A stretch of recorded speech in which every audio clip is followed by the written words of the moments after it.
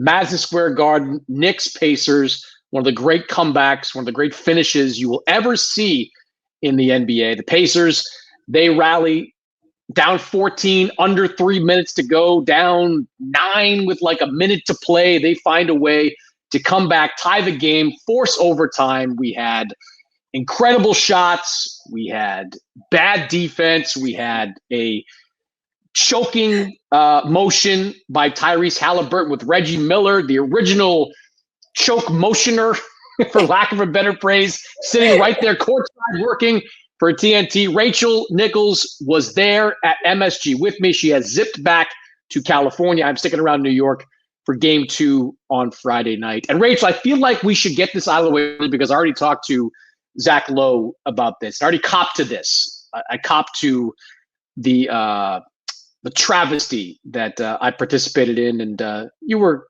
kind of part of it as well. Watching the end of game 1 in the press room because I thought the game was over. Game was over.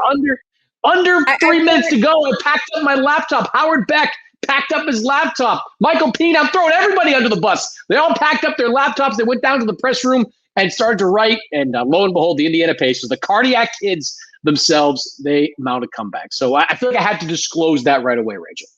You have to make it clear, though, this is not like people leaving the arena early. This is the way MSG is set up. They have us, when it's a big game like this, they don't really have a lot of room for media. So they have us all the way up on the bridge, which is the very top of the arena. And in order to get back for the press conferences that you and I are supposed to be at for our jobs, you have to leave with a certain amount of time on the clock. You just can't wait until the arena is full of fans also trying to leave. Then you won't be able to do your job. So it is a little bit of a devil's bargain in that arena. What I like is even when we're in those situations, we're all together and we're hearing the energy of the building. And you can also, I ducked back out actually into one of the portals to like watch a little bit for a minute. And you know, it was fun. It was an amazing game. It was an amazing game to be a part of. Incredible. And from our position in the press room, like we were watching on a monitor that was almost in real time, right? There was like a split second difference. So we could tell by the roar or the groan of the crowd, maybe a split second early, whether a shot went in or a foul was called or something went on there. But this was an unbelievable game, an unbelievable comeback by the Indiana Pacers, who are starting to give off this team of destiny vibe. You know, with the number of comebacks they made.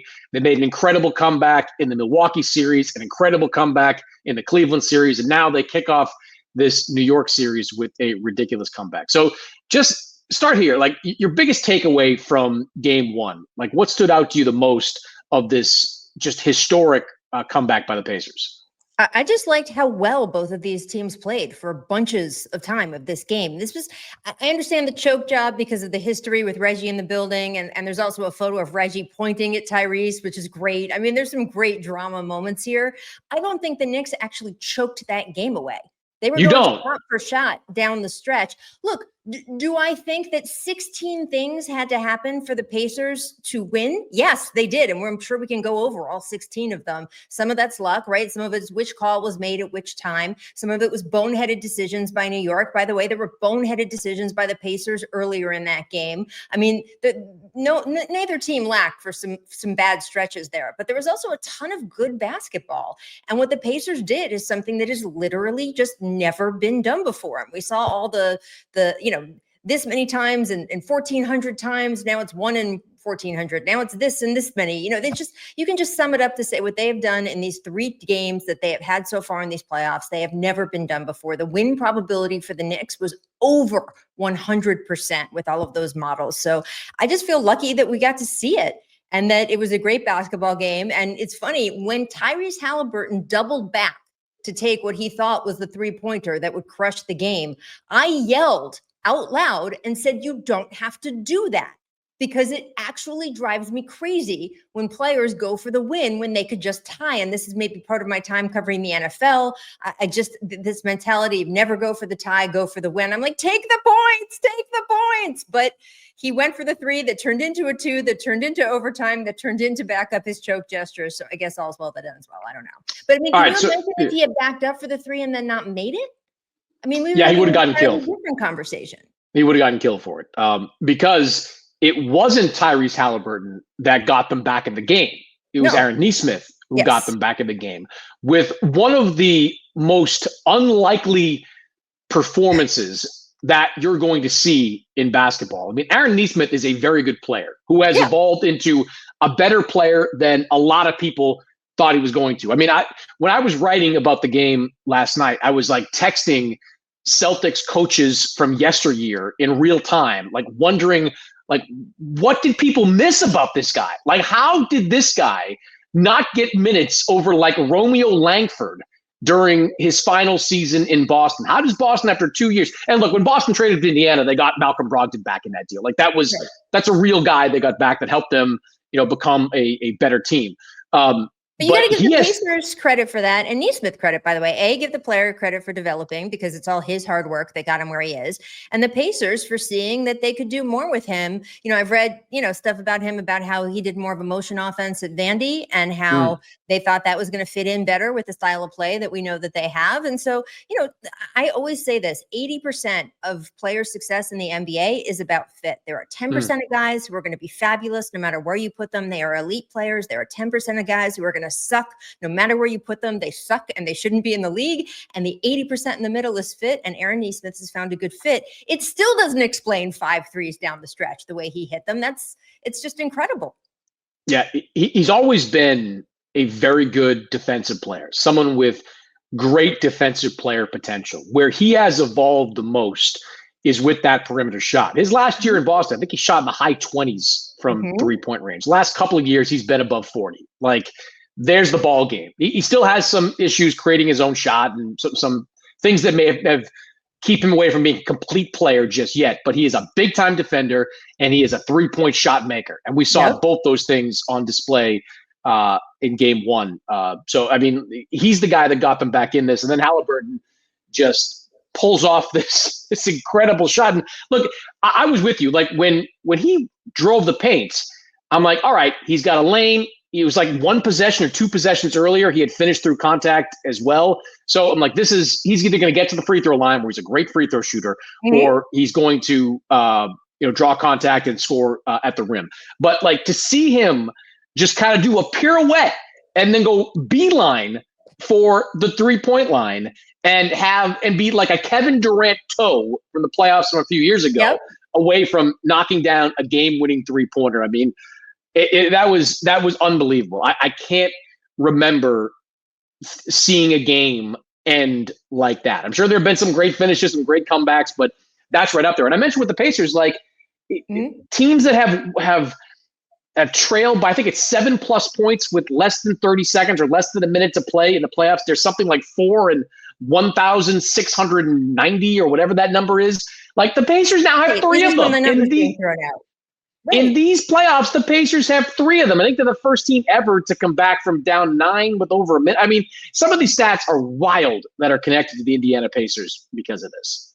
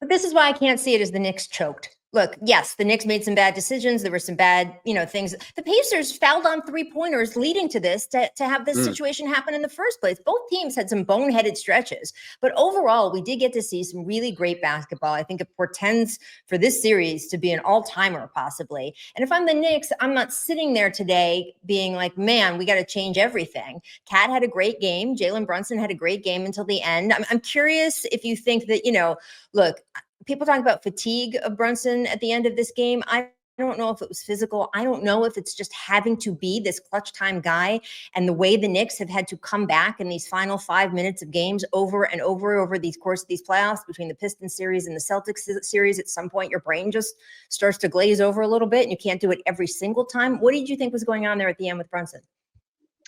I don't think it was fatigue. I think it was a perfect storm of awfulness from everybody in that rotation. Like, whether or not you want to call it a choke, it's certainly subjective, but it was Josh Hart failing to defend the 3-point line all that well.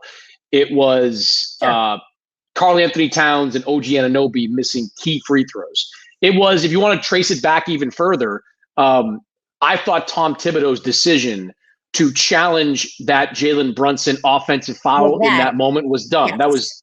That was bad. Yes. Like, I mean, it was obvious watching the replay that Jalen Brunson extends his arm, and maybe it was incidental contact. When you see a player extend the arm like that, there's no chance a referee is going to overturn that. And that was big because, look, the challenge didn't work for the Knicks. The two challenges that the Pacers had, they were huge. The Pacers don't win both those challenges. The one where Siakam got his hand on the ball before fouling Anunoby. Yeah, that had a foul overturned. The out-of-bounds play where Brunson got a fingertip on the ball. Those two plays, one of them doesn't go Indiana's way. It's a wrap. I mean, the margin for error for Indiana in this game was so slim, and they had literally everything go their way. A lot of it was them. It was Nesmith. It was Halliburton. It was good coaching by Rick Carlisle. But watching the Knicks, just sort of a systematic failure by the Knicks in the final 5 minutes and into overtime. Overtime, too, like we were watching in the press room, because we didn't go back up for overtime, but in the press room,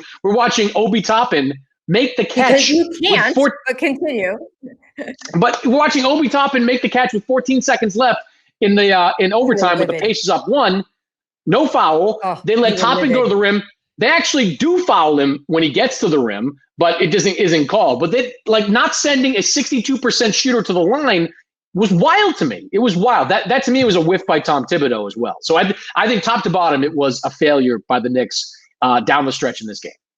Yeah, and look, also, you have to give credit also to the fact that Tyrese Halliburton is 1 of 1 right now in making these kinds of shots. Did you know that he is now, when we throw out all these numbers, he's 12 of 14 on shots to tie or go ahead in the final 2 minutes this season, including a bunch of threes. His effective field goal percentage is 107%. And for people who think, oh, I don't like those kinds of stats, that's very, very, very good. That's all you have to know. I mean, it's insane. So if it wasn't him taking that shot, the Knicks would have ended up with a win in that game. And you think about all the near misses with Halliburton too, with just sort of legacy stuff. I mean, if he had done the choke sign and then the Knicks end up winning in overtime, photo of him making a choke sign, and then the idea that the Pacers will have choked away that shot that he did. I mean, that would be tattooed to him. That would be the swaggy P, throw behind yourself and then have the ball not go in the net. I mean, it would have been the whole thing, and that didn't happen. His run back to the line didn't matter. It's not a go, it's not the kind of thing that he's going to get criticized forever because the ball went in. I mean, and to go in, it had to go up 40 feet in the air to come back down. I'm not sure that you walk out of this game thinking anything other trend wise than, man, the Pacers really play, to Rick Carlisle's point, all 48 minutes, all 50 something minutes, depending on how many overtimes they get into, and that you have to close quarters, all of that, coach speak stuff that we hear over and over again over the years is true with this team. This team is fast, they press, they're deep, and they play all 48 minutes. And if you let up for any period of that time, you are going to lose basketball games. That's the takeaway for me from this if I'm the Knicks, not that my entire system has to be reworked. So what adjustment, though, if any, do you think the Knicks have to make going into game 2? I mean, I think that one of the things they've got to do a better job of is attacking Tyrese Halliburton. Like they didn't put him in a lot of actions in that game one. I think part of that has to do with the fact that because the Pacers press and they absorb some of that shot clock and it takes the Knicks a little bit more time to get into their offense, it takes away opportunities to hunt down the weaker defender. That's a byproduct, a positive byproduct for Indiana with that ball pressure. At the same time, like I thought the Knicks could have done a lot more to try to find Haliburton. He was kind of able to hide sometimes on Josh Hart. I saw him stretches on Deuce McBride. He's their weakest link on the perimeter. They've got a lot of solid perimeter defenders, led by Nesmith. I think that's something the Knicks have to do a better job. Look, Jalen Brunson had a great game. Jalen Brunson had 43 points. Karl-Anthony Towns had a great game. Like they put up numbers between the two of them. But whether it's Brunson doing it more, Bridges, Anunoby, like they've got to find a way to get Haliburton into actions to try to exploit him defensively. That would be the biggest adjustment I would make going into game two if I'm New York. I do worry that as fans, we're going to end up with several games over this series where either Haliburton or Brunson fouls out. Do you think there's a danger there with the way that these defenses are going to be attacking these particular two guys? I think there's a danger. Brunson committed a dumb fifth foul, like the one that knocked him out of the game in the fourth quarter. Like, just give up the layup to TJ McConnell. Like he let McConnell get by him and then just whacked him on the arm. I think that's always going to be a possibility, but that's not anything new for either one of these teams. Like teams have been hunting Brunson for years. No, They've been hunting Haliburton. I Yeah. see where this is going in terms of, that is the adjustment, right? Try to go at Haliburton more. Yeah. I don't know if there's anything else that you think that should be done on New York's part. I was at the Pacers practice earlier in the day on Thursday, and we were in a room where on the other side there was a team meeting going on, and I wasn't in that team meeting, but based on what I heard from Rick Carlisle and Pascal Siakam and TJ McConnell, I think there were two instructions given to the team. One is tell the media nothing, like offer no insight whatsoever into the adjustments we're going to make going into game two. And the other was to show respect for your opponent. Like do not disrespect. Like there were a lot of questions about, the choking sign and, the way that the pressure worked against the Knicks at times. The Pacers just weren't going there. They were not willing to go there and suggest that they have any kind of advantage going into this game. So I don't know. I mean, I think both these teams can lean on a lot of positives. I think if you're the Knicks, you can certainly say, look, we were up 14 with just under 3 minutes to play, and we have the most clutch player in the NBA on the court during that stretch. Brunson didn't come back in the game during that stretch. Like you mentioned the win probability. Like how many times in Knicks recent history have they lost a game in that, anything close to that type of situation? But at the same time, if you're the Pacers, I thought the Pacers played kind of an average game for most of three quarters. I thought they were lucky at times to be within 4 or 5 points and at the halftime, end of the third quarter. The Pacers, one thing they did say was there are a lot of things we can do better. A lot of things we need to do better. I believe that. I think there are a lot of things Indiana can do better on both ends of the floor to be a better team. I mean, look, you can always go back to, first half points and say, oh, well, this would have been the difference. Obviously, the whole course of the game then changes. But Obi Toppin, you talk about him at the end of the game. In the first half, when he had that blown dunk or, if he had made that shot, then all of a sudden it's not even tied at the end of the game and we're having a different discussion. The Pacers had a lot of boneheaded stuff that I think that they can clean up. And then, you just pointed out some of the Knicks stuff toward the end of the game that they can clean up.